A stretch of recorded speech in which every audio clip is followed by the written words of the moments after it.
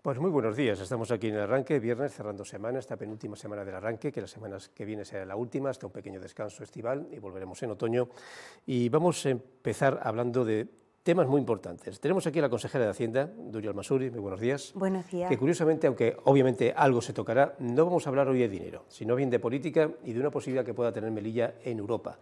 Así que como el tiempo siempre es un poco corto, yo le voy a pedir un minuto para hacer un pequeño resumen del informativo de ayer, que fue de bloques temáticos, que en cierto modo se puede extrapolar a hoy, y empezamos a hablar porque los temas son interesantes.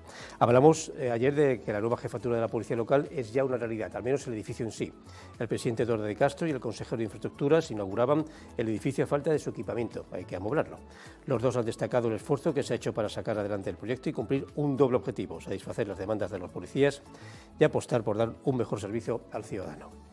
Hablando de infraestructuras, el consejero de Infraestructuras cree que la de ayer ha sido una de las inauguraciones de obra más importantes de toda la legislatura. Rachid Bouchán recordaba esta mañana que la nueva jefatura era una reivindicación histórica de la policía local y que el gobierno ha hecho realidad. Cree que Melilla puede estar actualmente ya de enhorabuena. Y además, inaugurada la nueva jefatura de la Policía Local, hará falta saber qué pasará con el viejo cuartel, cuando se proceda al correspondiente traslado, ya que tanto el edificio como los terrenos son propiedad de la ciudad autónoma. El presidente de la ciudad reconocía que aún no hay nada decidido, pero sí alguna que otra petición para hacerse con las dependencias, con lo cual en principio no parece ser que fueran a ser derribadas, al menos por el momento. Pasamos a otro de los temas, en este caso sí polémico, porque las agencias de viajes, adheridas al programa de bonos, descuento de la ciudad autónoma, han decidido por el momento dejar de emitir billetes bonificados. ¿Por qué? Bueno, todo esto a partir del próximo lunes. ¿Por qué? Pues han dicho, pasividad del Patronato de Turismo a la hora de abonar la cantidad que se les debe ya desde hace 3 meses. A este respecto, Gloria Rojas espera que a pesar del comunicado de las agencias, el próximo lunes se sigan emitiendo los bonos. Afirma la consejera que el esfuerzo realizado para hacerlos más accesibles se ha traducido, obviamente, en un mayor volumen de documentación y en retrasos del pago. Indicar, les comento personalmente que no se confundan, bonos hay. Lo que ocurre es que dicen que a partir del lunes no se emitirán porque no se les paga a las agencias sobre dichos bonos, pero bonos hay todavía. Pasamos al puerto, porque el presidente de la Autoridad Portuaria adelantaba a Televisión Melilla que se ha solicitado ya formal y oficialmente, y con un proyecto básico, la posibilidad de construir una nueva estación marítima en la ciudad. No tenemos muy claro si es una nueva o una segunda que acompañaría a la anterior, que por otra parte tiene pocos años. Víctor Gamero asegura que la inversión que se pretende hacer superaría los 4 millones de euros. Nos volvemos al PSOE porque defendía ayer su decisión de votar a favor en su momento, la semana pasada, si mal no recuerdo, la prórroga del contrato de limpieza por entender que peligraba una gran cantidad de puestos de trabajo y que no había garantías de limpieza hasta que se aplique un nuevo pliego. Y en este tema, a excepción de UGT, los miembros del Comité de Empresa Valoriza lamentan que el Gobierno haya decidido prorrogar el contrato de limpieza y han solicitado una reunión con la empresa para abordar las demandas de los trabajadores. Las principales reivindicaciones pasan por la eliminación de los contratos precarios, una subida salarial, la creación de una bolsa de trabajo y nuevos vehículos con la mejora del servicio de reparación. Vamos terminando hablando de senadores. Los senadores de Compromís, Carles Mulet y Vicent Vidal, visitaban ayer la ciudad de la mano de CPM y pedían responsabilidades por el último salto a la valla de Melilla, que las conexiones con la península no sean un producto de lujo y que se defienda la lengua amasic. Y cerramos con Vox, que denunciaba también ayer la precariedad de los sueldos de las Fuerzas Armadas, recordando que la última mejora salarial digna de tener en cuenta se proyectó allá por el 2005. La formación reclama que esos sueldos estén permanentemente actualizados y equiparados al que percibe el resto de los servidores públicos. Como ven, un informativo bastante intenso y diverso que continuará hoy con más noticias que he visto a mis compañeros ya preparar. Vamos a hablar con la consejera de Hacienda, pero como les decía, en principio no de dineros, sino de viajes, de hecho de una necesidad. Viajaba usted con el presidente de la ciudad autónoma hace un par de semanas al Parlamento Europeo. Días más tarde entrevistaba yo al presidente con la posibilidad bastante sólida de que Melilla tenga por fin su oficina. Y digo por fin porque he comentado 1000 veces que yo viví lo que podríamos hablar, la primigenia idea de lo que podría haber sido aquello, allá a final de los 90, le cito nombres ya retirados de la política, Antonio Gutiérrez, Jorge Hernández Mollar, Ignacio Velázquez, que vieron la importancia de una oficina. No se abrió, aparte del ambiente político denso y tenso que había en aquella época, no se abrió porque la pregunta era, ¿y esto cómo se hace? Dentro del Parlamento, fuera del Parlamento, una oficina independiente, y cuando se abra, ¿quién lo paga? ¿Lo hacemos con Ceuta? ¿No lo hacemos con Ceuta? ¿Y quién lo lleva? ¿Gente de Melilla o gente de allí? Porque aquello es un pasillo de Juego de Tronos muy singular y hay que saberlo. Y ustedes quizás han abierto una puerta, que en aquel momento no tenía tanta importancia, que era una oficina, o sería una oficina, la embajada que tiene España en la Unión Europea, porque España tiene una embajada propia para la Unión Europea. ¿Se puede hacer? Sí, se puede hacer y de hecho ya hay otras comunidades autónomas que tienen oficinas en la sede permanente que tiene España en la Unión Europea, que es la embajada a la que hacían mención. No es complicado, no es caro, teniendo en cuenta la repercusión que puede tener para los intereses de los melillenses, y no es difícil. O sea, no es difícil y eso es lo más importante. Simplemente es el trámite administrativo que corresponde desde el punto de vista de solicitar a la embajada un espacio. Ya nos mostraron la disponibilidad de espacios cuando estuvimos allí y ya es simplemente concretar ya en esa fecha. Quedamos en que cerraríamos una visita a nivel técnico, ya no tanto a nivel político, sino a nivel técnico para cerrar los detalles, visita que entiendo que ya se pospondrá después del verano, teniendo en cuenta las fechas en las que nos encontramos. Y yo creo que si agilizamos y nos ponemos manos a la obra, a finales de año puede ser una realidad. En cuanto a quién trabajaría ahí, en Bruselas hay muchos melillenses que trabajan en despachos pues, de abogados o despachos profesionales muy relacionados con todos los temas de la Unión Europea. Yo creo que no será difícil sacar algún tipo de concurso para que alguien que conozca Melilla y que conozca los intríngulis y la forma de trabajar administrativamente de la Unión Europea pueda hacerse cargo. No necesitamos más de 2 personas.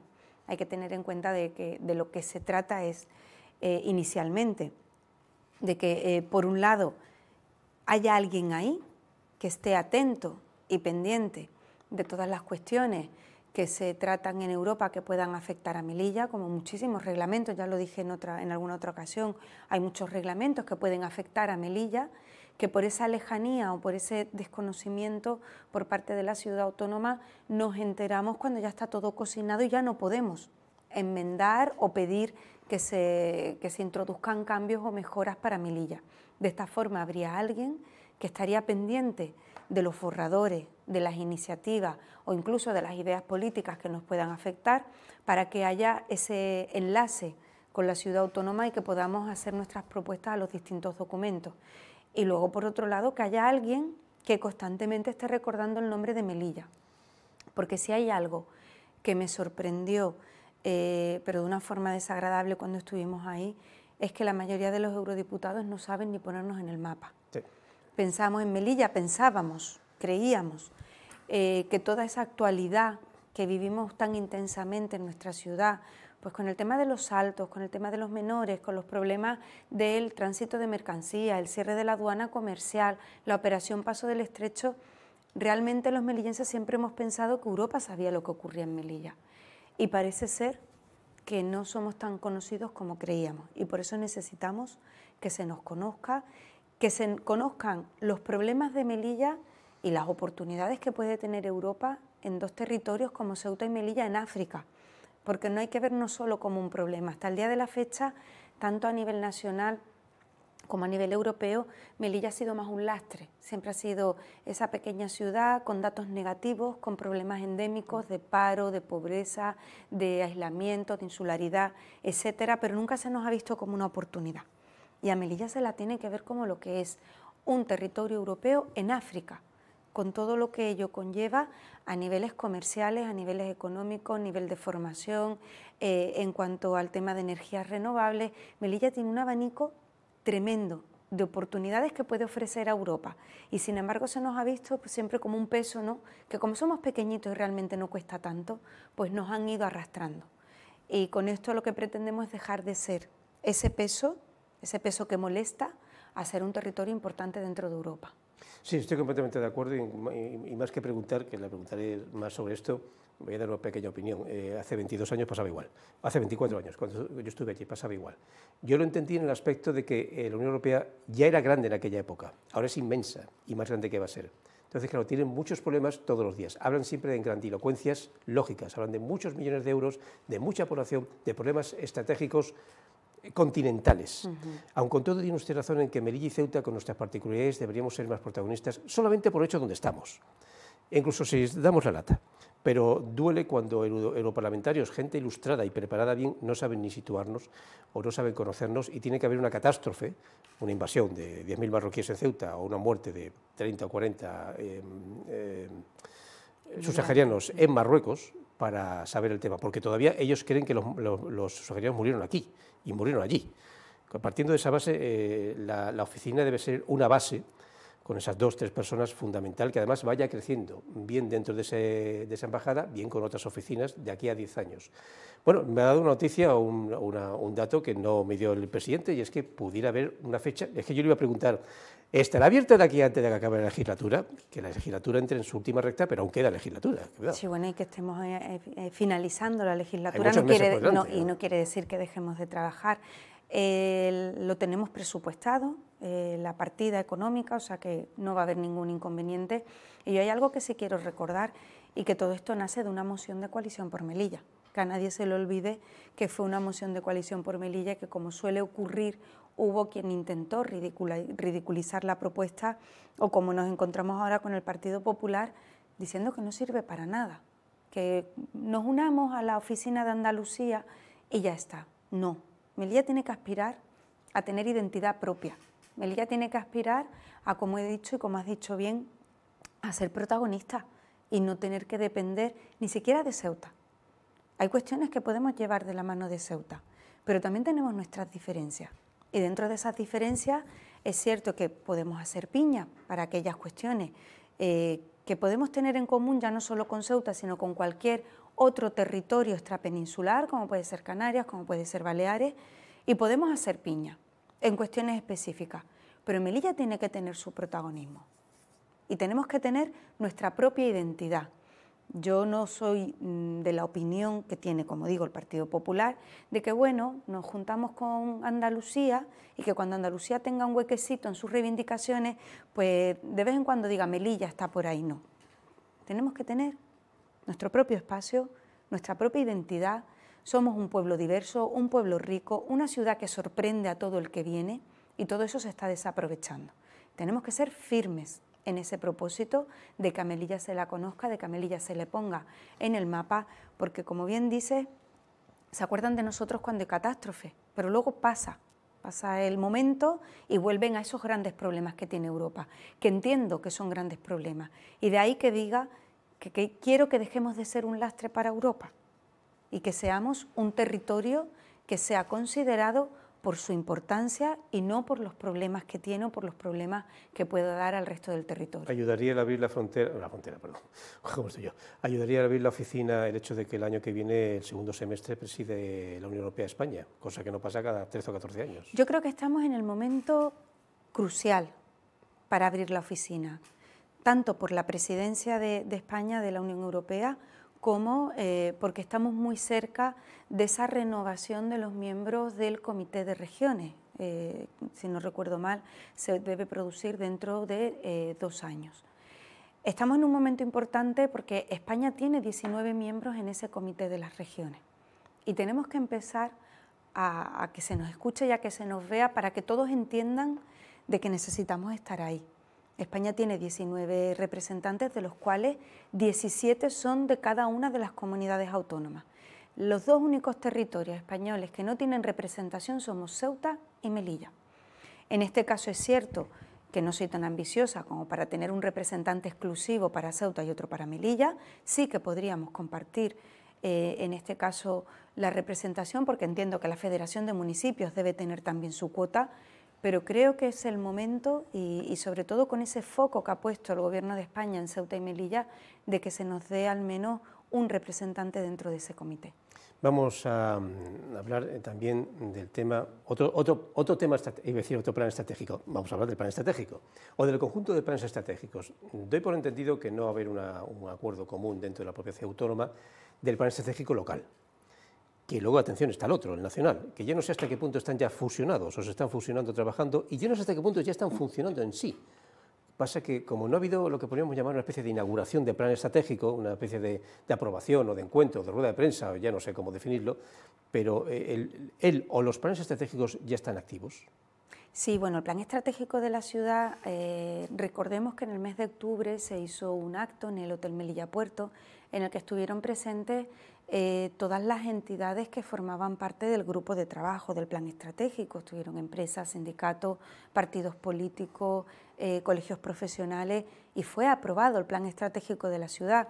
Queda el último paso, que es aprobarlo por la Asamblea, que al próximo pleno ordinario lo llevamos, ya ha pasado por comisión, y sí, ya estamos trabajando en las líneas del plan estratégico de la ciudad. De hecho, la programación para el nuevo programa operativo del próximo sexenio de fondos europeos ya lleva el input de ese plan estratégico. O sea, ya hemos empezado a enmarcar todos los proyectos pues con lo que nos ha señalado el plan estratégico de la ciudad. Pasó por comisión hace aproximadamente unos 15 días, no obtuvimos el respaldo del Partido Popular. En la comisión se hizo un intento de buscar algún tipo de acuerdo con el grupo del PP, no hubo forma. Yo incluso estaba dispuesta a que se desarrollaran más de una comisión, pero bueno, viendo la negativa y la postura del Partido Popular, del no por el no, en cuestiones tan importantes como ganar terreno al mar. El Partido Popular se empeñaba en que cogiéramos el proyecto que tenía el Partido Popular y lo incrustáramos. Todos sabemos que ese proyecto, tal cual se planteó en su día, no es viable. Hablamos de la ampliación del puerto. De la ampliación del puerto, o ganar terrenos al mar, al final es lo mismo. No es viable porque una de las premisas que nos impone la Unión Europea y con la que yo estoy totalmente de acuerdo es que cualquier obra de estas características que pueda tener un impacto negativo en el medio ambiente no se nos va a autorizar.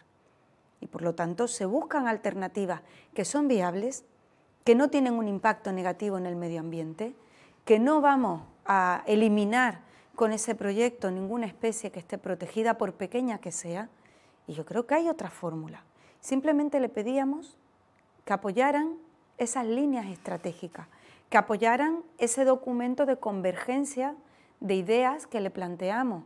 Eran en torno a unas 17 ideas que estaban en el plan estratégico de la ciudad, en las ideas que nos habían planteado por parte de la SEME y en propuestas del propio Partido Popular. Ni siquiera han sido capaces de aprobar ese documento. Aún así, este Gobierno no se puede quedar paralizado. Hemos tenido paralizada la aprobación durante algo más de 6 meses por los retrasos que nos ha ido imponiendo el Partido Popular en ese intento de conseguir llegar a un acuerdo. No ha habido forma, evidentemente nosotros no lo vamos a parar más, tenemos que seguir trabajando y lo hemos aprobado en comisión y, como digo, pasará por pleno. En cuanto al plan estratégico, plan especial del Estado, estamos trabajando de forma conjunta con el Gobierno para precisamente ese encaje que debe tener, propuestas que son competencias del Gobierno de la ciudad y propuestas que son competencias del Estado. Estamos trabajando de forma conjunta para que no haya choque entre las distintas ideas y que sean uno, como venimos diciendo desde el principio, complemento del otro. Hablando de plenos, aunque sea solamente un detalle que el público no lo conoce, al final no hay, confirmo, no hay pleno de control la semana que viene, lo cual es un tema banal, tampoco pasa importancia, pero sí ha sido un poco singular para los periodistas, para el tema administrativo, incluso para nuestra programación, de que no lo haya. Era la segunda parte de uno de los plenos de control, que yo no sé si esa segunda parte se trasladará después a otoño o ya hacen borrón y cuenta nueva, no sé cómo es el formato.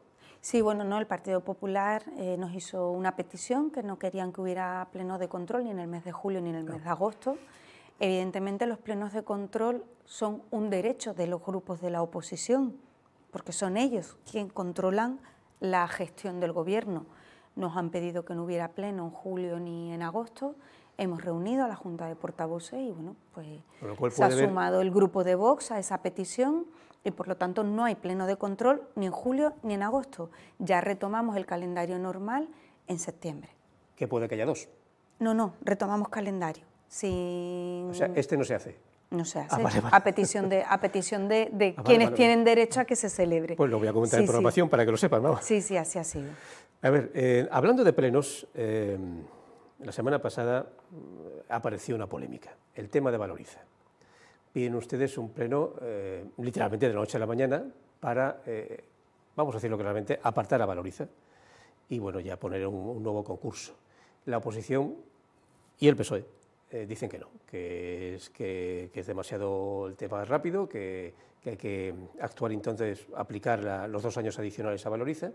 Y el PSOE indica, como hemos leído aquí en la noticia, que un nuevo concurso podría haber significado una especie de zona neutra por la cual se podrían haber perdido el trabajo muchos puestos de trabajadores de Valoriza. ¿Cómo ha quedado el tema? Porque el tema está realmente, bueno, políticamente tenso. Empresarialmente, Valoriza se queda por lo menos 2 años, salvo novedades. Salvo novedades. Y luego, entre medio, pues creo que sí, todos están de acuerdo en que con o sin Valoriza los trabajadores necesitan de un aumento de sueldo, de un mínimo de un 10%, si no más. ¿Por qué se ha llegado a esto? Yo creo que el por qué se ha llegado a esto lo tendrán que explicar otros. En el caso de CPM teníamos muy claro que el pliego no es acorde a las necesidades de la ciudad, porque se habla mucho de los trabajadores y es normal. Yo también hablo mucho de los trabajadores, porque al final son el pilar de la prestación del servicio, pero hay otra cosa importantísima y es que el servicio se está prestando de una forma deficiente. Melilla no está limpia y este pliego es el que produce que Melilla no esté limpia, porque es un pliego que no contempla todas las necesidades de la ciudad. El pliego y la empresa, que hay partes del pliego que no está cumpliendo. Evidentemente, en esta situación en la que hay trabajadores que trabajan tan solo los fines de semana, que eso lo propicia el pliego, porque hay que recordar que en el pliego que aprueba el Partido Popular en el 2017, que es este que sigue en marcha gracias a la negativa del resto de grupos de la Asamblea a tomar otras decisiones que eran viables, y ahora las explicaré, este pliego permitía a la empresa contratar un número total de horas, que eso implicaba que no obligaba a la empresa a dar unas jornadas mínimas a los trabajadores. La empresa, si quiere, puede contratar a una persona 3 horas a la semana, con lo que eso supone de precariedad para una persona en cuanto al salario que va a recibir por trabajar 3 horas, 10 horas o 12 horas, como hay algunos contratos.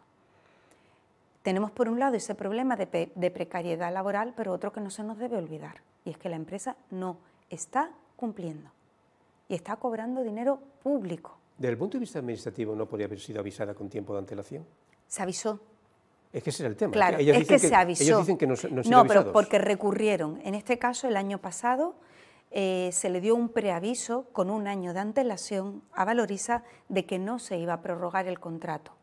Valoriza recurre ese anuncio, se resuelve ese recurso diciéndole, mire señores, aquí tienen ustedes el registro, que a ustedes les hemos avisado con el tiempo que contempla la ley, que es un mínimo de 9 meses, y le hemos avisado con 1 año de antelación. O sea, le hemos avisado incluso con más tiempo del que requiere la ley. Es cierto que es un pliego muy complicado. Es un pliego que ha pasado en varias ocasiones por comisión. De hecho, incluso hubieron 2 comisiones a las que acudió el experto que ayudó al área de medio ambiente a elaborar y a redactar este pliego.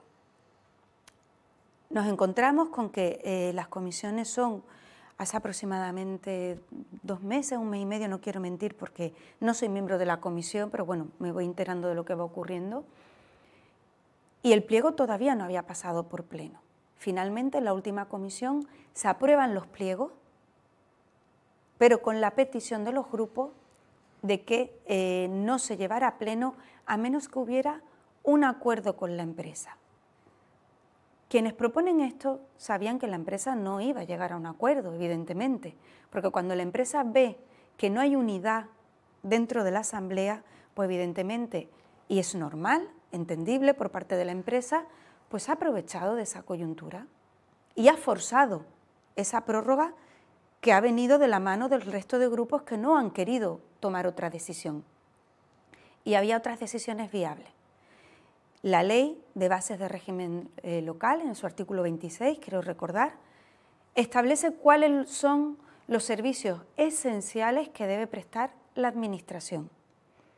Y hay sentencias en las que te vienen a decir que ante esos servicios esenciales y de obligado cumplimiento por parte de la Administración, la empresa que los esté prestando, si la Administración le obliga de alguna manera a seguir prestándolo hasta la adjudicación de un nuevo pliego, deben seguir prestando el servicio.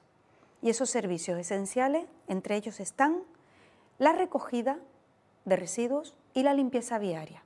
Por lo tanto, no había peligro en cuanto a la continuidad del servicio.